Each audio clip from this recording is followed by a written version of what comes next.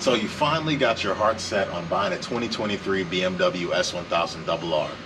Let's do an overview on this bike. Let's see if you really want it.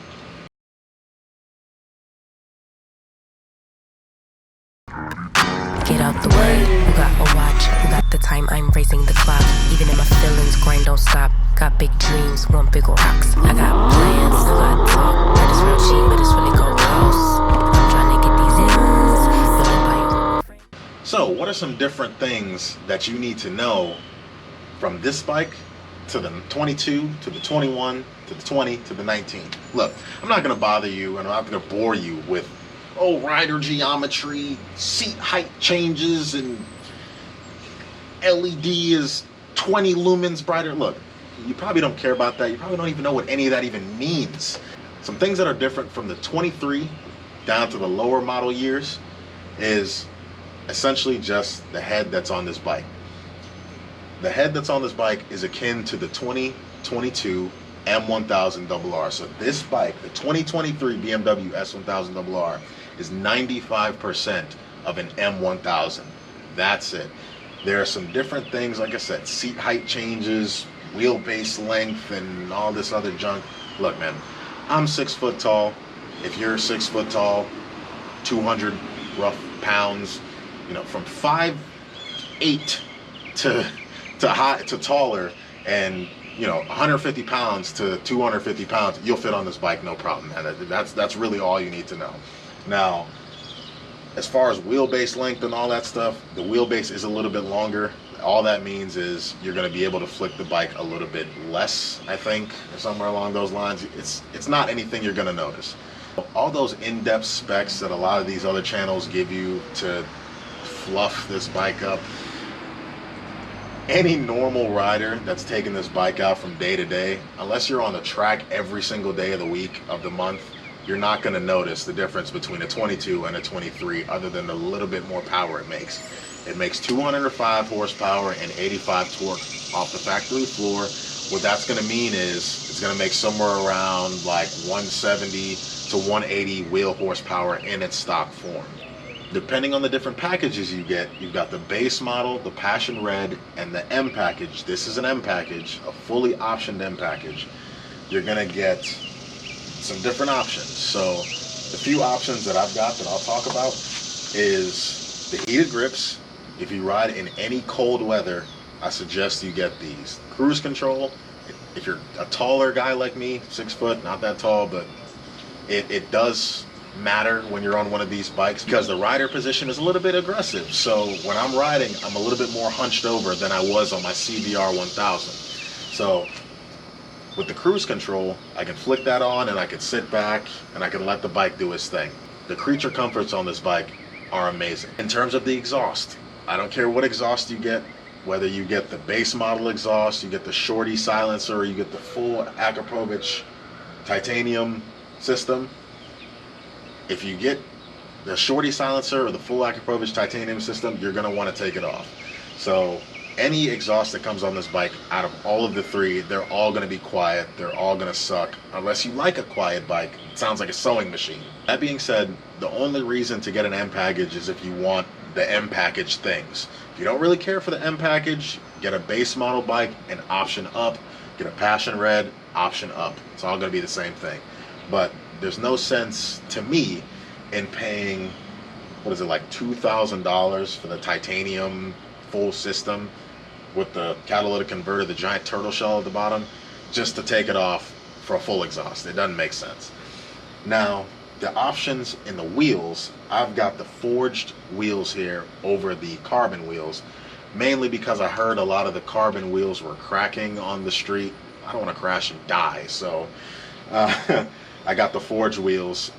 Carbon wheels are really more for the track, looks, things like that, but I was hearing that people were hitting potholes and stuff like that and shattering their carbon wheels. Could be true, could be a one-off, could be some didn't want to risk it, so I got the forged wheels. Probably a lot heavier than carbon wheels. I'm not gonna know. I'm not a track rider in that capacity. Now, let's talk about some different things that are on this bike. The quick shifter. Now, This is one of the smoothest quick shifters I've ever rode with on any bike, period. Some other things that you're gonna notice with this bike is you're gonna get a nice little performance screen, right? So you get little My Vehicle, shows you an outline of the bike, shows you your coolant temperature, your battery, your gas, and all those different things. And also, if you have TPMS sensors, it'll show you your TPMS sensors once the bike's started. Got an onboard computer, trip computer, tire pressure gauge, and then your service requirements. So this is nice. You know, you don't have to guess anymore when your service requirements are. You've also got a sports screen. Now this is different, okay? So it'll show you your different lean angles and things like that. It resets every time you restart the bike. So that's why mine says 0. And you have different levels or different little screens on how you view that information. So navigation. I can honestly say the navigation section of this bike is not like a full GPS. It doesn't show you like Google Maps. It doesn't show you like a live moving picture. It'll literally show you an arrow that says north, east, south, or west, and then the street that you're on. If it's giving you navigation, it'll show you which way to turn and things like that, but it's not like Google Maps, or it's not like Apple Maps or Waze and things like that. It doesn't show you the exact street and anything like that. Now, the only way you're gonna get navigation on this bike is if you download the BMW like My app or something like that. Piece of junk, don't worry about it. So I don't recommend using it, mainly because it doesn't work half the time. It doesn't connect to at least my phone. Now they do say you may have some connectivity issues if your phone is below the tank, like if it's in your pocket. So they do recommend to put it in like your jacket pocket, or you know, somewhere up high, so that I guess it can connect to the combi and things like that. The connectivity with this bike, for whatever reason, has been garbage for me, especially with the app. You know, I've tried to put in different directions and it's just dropped out the navigation completely. It's a lot easier if you just disconnect from everything and then use the Google Maps on your phone and listen to it via your helmet. It's a lot easier that way. The media or the music portion, it works good when it wants to. My only gripe with it is that it's kind of like, I want to say it's like loading it in like a Mercedes or like a BMW car. You get the media portion, but it has to like take time to load all of your songs and things like that. So whenever you go to like pull a specific song, or whenever you go to like now play or something like that, or resume and things like that, it takes a while to start. So if you have the music loaded on your phone, my recommendation is just to start it there and then just play it through your headphones like that. But as far as the app and the connectivity with like the media and the navigation on this bike, it's not the greatest. And that's kind of sucks, you know, if you're buying a $25,000 bike that has all this stuff, you know, you would expect the connectivity to be A1, you know. So, and that goes with the telephone as well. You know, whenever you get a call, it pops up, it says, oh, your mom is calling you or something like that. And then you get the option to either end the call or accept the call. But, you know, you accept the call and half the time the screen sticks. And by what I mean by that is like, it'll stay on that screen even though you'll be on the call. Or you'll be ready to end the call and then the call doesn't go away. So it's like, you know, these issues, these app or software issues that this thing has is, you know, kind of, I don't want to say concerning, but it sucks. You know, you buy a $25,000 bike, you'd expect the best, you know. So it kind of is just, it's wild that things like that happen. So, all right.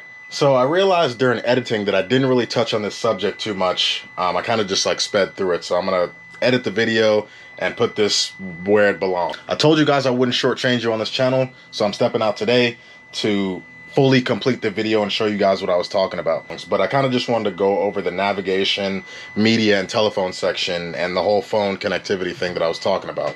So if you realize, the navigation is active. So it's not like navigation via Google Maps, Waze, or anything like that. The navigation only works if your phone is connected and you're connected or have an account with the BMW My app, which looks like this.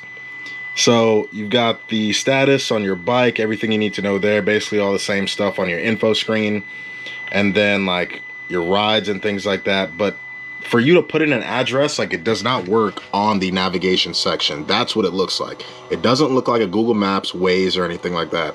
It just shows you the direction, the screen, the street that you're on, and then like mileage and how long you have left and things like that. So for you to put in a new destination, like I said, it only does recent, favorites, and POIs. For you to put in an address, you have to put it in here in the search and then like bring it up like Google Maps. So the fact that this does not, the navigation doesn't work with Google Maps is kind of pointless to me, because it's like, you know, what's the point of this app? And if you use both of them at the same time, they talk over each other, which again, it's like stupid, you know, like just give me Google Maps, Waze, and have it connect to the navigation section like it does in my car, you know? And then another thing, like with the media, if you notice here, my phone is connected, but media is blanked out. So this is another thing that does not work like the car. For you to have these two things working, if you notice, it said connect a helmet. So you have to have your phone connected to the combi as well as your helmet connected to the combi. You can't just have your phone connected to the combi and your helmet connected to your phone. It does not work that way. So for people that don't have like a Cardo or any type of Bluetooth thing to connect to this combi, like if you have wired headphones, like you will literally not have media and telephone. So it's like, I don't understand why they did it that way. But like I said, you have to have your phone connected to the combi and your Bluetooth helmet connected to the combi as well. Or like, I don't even know if this works with Apple headphones. So, or AirPods is what I'm getting at, or any type of like wireless headphones like that. So I don't know. And then on top of that, it's like if your phone is below the tank, then it kind of drops out. Like I'll be riding, listening to music, jamming, and then it'll cut off and the phone will reset, or like the phone will just pause for no reason. It's like, you know, I just spent $25,000 on a bike. Like, why am I having to deal with these stupid software issues and stuff like that? And, you know, like the telephone, if I have to answer a call with both of those things connected, like the telephone will sit there and freeze and stuff like that. It's like $25,000 and I'm having these stupid kind of issues. Like, come on, BMW, like you can do a little bit better than that. I don't know why they have that stuff on there if you can't like really use it for real. So, and I understand that like there's no way to type in directions on the bike, but you know, it's, yeah, at that point it's like, why do you have navigation? You still got to use your phone anyway, you know? So I don't know. That's all I was really getting at. Next thing we go into, settings. So the assist function is pretty cool. You've got like the dampening, so you can have road, dynamic, race, and race pro, or what's the other one? Rain. I think rain is in here somewhere, but oh yeah, so rain is in there, but it's just taken off right now. So you've got the different like suspension settings. So road is going to be your softest, dynamic is going to be somewhere in the middle, race is going to be obviously your roughest, and then race pro is whatever you set it on. Vehicle settings. You've got your riding mode pre-selection, so that's where you can select what you want. Right now, I have rain, road, race mode 1, or race pro 1 and 2. So race pro 1 is if, like, I just want everything off. Race pro 2 is just, like, strictly for roll racing, so that keeps the front wheel down and things like that. Let's go into the configuration and see what I'm talking about. So race pro 1, both of them have torque and throttle response to 100%. So direct response, like as if you are ride by cable. So you've got everything right there, right then and there. Engine brake, this one I didn't really care to do. Don't really care for it, but you get a little bit of snap, crackle, and pops with that, along with the engine mode selection. Traction control, mine's on race, even on the street. You know, if the wheel slips, it's fine. That can also On the 23s, you also have something called slide control. Not really trying to figure out what that is. Don't really know what that is. I don't have anybody that can really tell me what it is in terms of like a YouTube video, or like the instructions aren't really that clear, but it's like whenever you're going into a turn or something like that and the rear wheel starts slipping, it'll control that for you or something like that, like a drift. But not really too brave enough to try that out. Wheelie control, obviously we know what that is. So for this one, it's no support, and that's Race Pro 1. So if I yank on it, it's going to come up 12 o'clock. No protections whatsoever. ABS, that's just your braking system. So I've got it set in race. You can set that to everything off, so you can lock up the wheel this way. I don't want it to lock up, obviously, so have that on 2. And DDC is just your dynamic dampening control. So that'll just, you'll control that via, you know, your suspension setup. Race Pro 2 is essentially everything that Race Pro 1 is. It's just like wheelie behavior for roll racing. You know, if I get on 100% throttle, it's going to come up. Obviously, I don't want that in race mode, or if I'm roll racing. So I have it set to slight wheelie possible, but optimum propulsion. So the wheel will literally come up probably maybe an inch, and then essentially just hover there until it figures itself out. But I've come to find out that that's not really the best setup for roll racing, especially with a stock wheelbase bike. If you want to take this thing to max performance for roll racing, stage 2 Bren tuning, stage 3 Bren tuning, you're going to need to stretch this bike and strap it. It does not stay on the ground stock wheelbase whatsoever. ABS, of course, set up for the racetrack, and the DDC is the same. So, yep.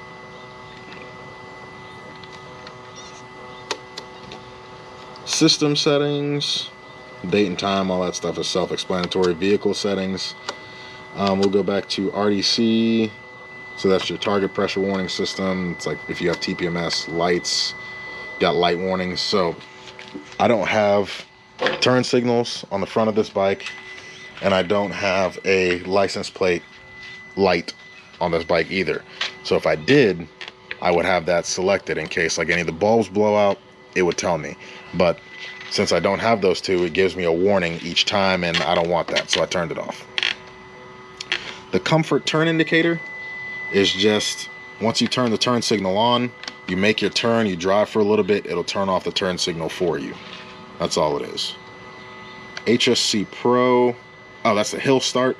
So this bike, believe it or not, has hill start. So if you get on an incline, all you got to do is just, oh, that's the wrong one, that's the clutch. So you see that hill start, it's essentially saying hill start is not available, mainly because the bike's not on. So for hill start to work, you have to be on an incline. All you got to do, press the brake, it'll come up as green, and then you can let go, and then the hill start will lock the front wheel. Lap timer, self-explanatory. Shift lights, self-explanatory. Pit lane limiter, you can set that up if you want it. And then your DDC calibration is just, you get off the bike and it adjusts for the height of the bike and the weight and things like that.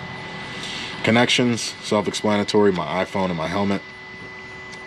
The display, just the brightness and all the speedometer and stuff like that, and that's really it for settings. So that was the settings of the bike. Let's talk about the exterior. So what are some different things that I've done to this bike to make it more me, you know? Some different things that I've done. I didn't get the billet package for this bike, so what that means is it came with like the long shift levers, the long clutch lever and the long brake lever. Didn't really like that, so I swapped that out for some ASV levers. If you want to know how to install this, it's a video on my YouTube. I'll link it here. So ASV levers with the BMW blue right here. Another thing that I did was obviously the windshield. Windshield comes in clear or smoke or whatever. So this is a Puig, I don't really know how to say that. Puig R Racer windshield. Again, if you want to see that installed, there's a video on my YouTube. We got a TWM carbon gas cap. So this is a quick release gas cap. So whenever I pull up to the gas station, I don't have to fumble with turning the bike off and putting in the key in there and all that nonsense. It's quick release. So that's all it takes. Fill up and go. Another thing I did was these tank covers or protectors or leg grippers or whatever you want to call them, but they look a little bit nice. I like the M logo on them. $50 or 40 something dollars from Amazon. I'll post a link in the description. And another big thing that I did was this Aero titanium low exhaust system. So that by far is one of the best mods that I've done to this bike. So like I said in the beginning of this video, this bike is very quiet. It's like a sewing machine. You can't even hear it with the bone stock exhaust, the M Sport silencer, or the M titanium exhaust. You're not going to get any sound whatsoever from this bike. You're not going to get any crackles, snap, crackle, pops, nothing. You get nothing. It's literally like turn on a sewing machine and that's all you get. It's very quiet from the factory.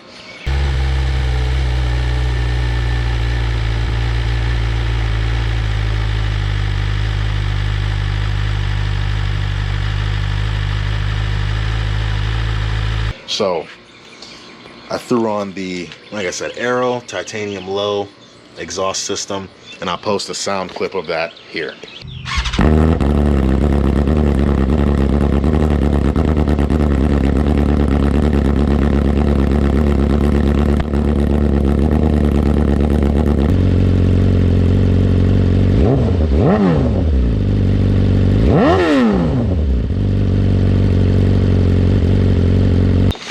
One other thing I did was DC83 or Dicey83, however you say it, oil cooler and radiator guards. I have a video of me installing that in another video as well, along with the Aero titanium low system. So if you want to know how to install either one of those, it's in a prior video on my YouTube channel. And a few of you are probably wondering what the heck this is. So if you want to ever smile for the gap cam, it's not an antenna, it's an Insta 360 camera mount. So once you buy the Insta 360, they give you the option of having the motorcycle mount. That's what that is. So you hook it onto your frame. Thank God this is like a tubular frame. You clamp it on there as tight as you can, and then that's what that is. So initial thoughts of this bike, once I got it from the dealership, it was, you know, you got to do the break-in. I talked about this in my last video about the 5 things that I wish I'd known before buying this bike. You've got to do a break-in on this bike, and of course every other bike, but it's not a standard normal break-in where they just give you everything and they're like, hey, here, go ride the bike for 600 miles or 500 miles or whatever they give you on anything else. I've never had a new bike, new. So I've always had everything that was used, you know, a few thousand miles on it that I bought for super cheap, and I just rode the heck out of it. But I've never gotten anything new. So some things you're going to want to, or some things that you're going to notice is once you start the bike, because you're not going to be able to test ride anything. They don't have them in stock, and if they do, they're already owned. So once you get your bike in, you're going to notice once you start the bike, you're going to get the cool startup screen. You're going to see your normal gauge, but once you actually start the bike, this red line is going to come all the way down to 9,000. So you're only going to be limited to 9,000 RPM until you get the break-in restriction unlocked from BMW. Now the cost of that, $500. Why is it $500? Because you've got to get the bike flash, which is like $250 or something like that, and then the labor for the oil change and the chain adjustment and cleaning and things like that. Now, you are allowed to do the oil change and the chain adjustment by yourself. So the only thing you'll have to do when you take it to them is the flash. So do the chain. I'll probably make a video of that at some point. Do the oil change. I'll probably make a video of that as well. Take it in for the flash. Maybe you have to pay only 200, 300 bucks. But another thing you're going to note is once you get the flash off the bike, even with the flash, even with the pre-break-in logic on the bike, you're going to get a dead spot from 4,000 RPM to 8,000 RPM. Now, what I mean by that is, for whatever reason, BMW loaded this into the bike, and it's like a Euro 5 restriction or something like that. I forget the actual name for it. That may be it, honestly. But you get a dead spot from 4,000 RPM to 8,000 RPM. So you'll command 100% throttle, you'll get maybe about 30% up until 8,000 RPM, and it's like a turbo kicking in where as soon as 8,000 RPM hit, you get everything. So it's like a blast of energy past 8,000 RPM up until like 12,000 or 13,000, then it starts to die off again. So the only way to fix that is if you get a Bren tuning, stage 1 tune, stage 2, stage 3, things like that. You can't get the stage 2 without getting the stage 1. So do that, get the restriction off the bike, it'll be like a whole different animal. Another mod that I did was the BT Moto block off plates. So I've got a video on that as well. I'll probably tag that in here as well in terms of how to install that and why I chose those. There's 2 separate videos. If you want to watch a video on that, go ahead. But from what I can tell, that thing looks aggressive. So the giant mirrors that hang off this bike, they're in the windstream. They're not really aerodynamic. The only thing they're really good for is a turn signal. So that's the main reason why I took these off this bike. These block off plates look great. They're 85 bucks. I mean, if Bren Tuning wants to send me a code, I'll sit here and endorse the products all day, you know what I'm saying? So hopefully we can work that out. But as for right now, 85 bucks on BT Moto. Don't have a code for you guys. If I did, it'd probably be like 5%, 10% off. Y'all tag BT Moto. I endorse a lot of their products. Tell them to give me a code so I can give you guys some money off. But for right now, I haven't done any riding videos of this bike after the flash. I already talked about the pre-flash. There's really nothing I could do in terms of showing you guys what that looks like. It was terrible. I hated all 600 miles of it. It's like I was riding like a 500 or a 600cc bike. It just didn't remind me. It didn't impress me, you know. That entire time, the 0 to 600 miles, I missed my CBR 1000 dearly, you know what I'm saying? So get the restriction off. Do your 600 miles as quick as possible, get the stage 1, and then you'll get the real S1000, and man, is it different. So enough of me talking, let's go ride. If you like today's video, hit the like button. Also, subscribe to this channel, that way whenever I drop any new content, you'll be the first to know. If you have any comments, drop them down below. Remember, I'm here for you guys, so anything you want to see, let me know and I'll make the video for you. Thanks for tuning in.